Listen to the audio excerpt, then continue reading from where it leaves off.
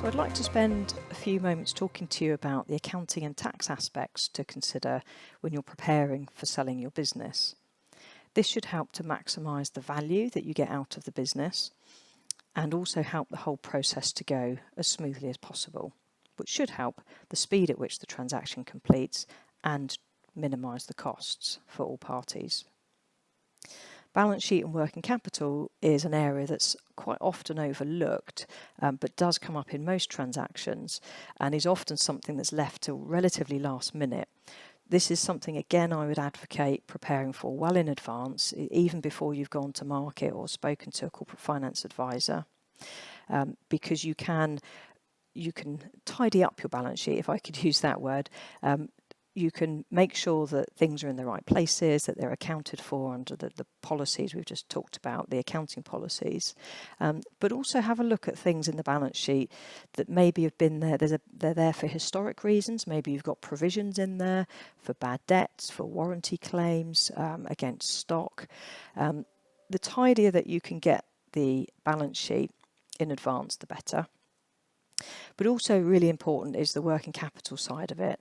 So working capital is absolutely critical because the buyer wants to buy a business that is capable of continuing to operate within its working capital that it currently has within the business.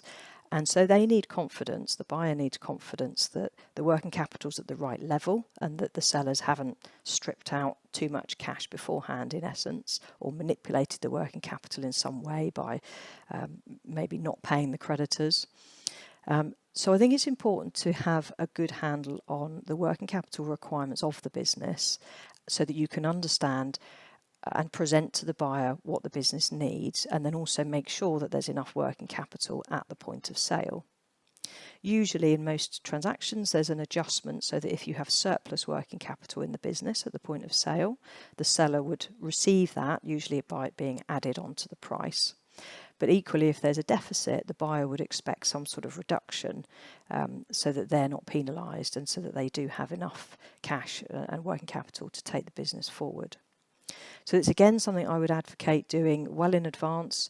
You can do it up to 2 years in advance, but also at the point that you're getting ready for the transaction itself and you start to go out to market, I would suggest putting together some forecasts of the working capital that you expect at the point of sale so that you can prepare yourselves for whether or not you are likely to be in a deficit or a surplus situation.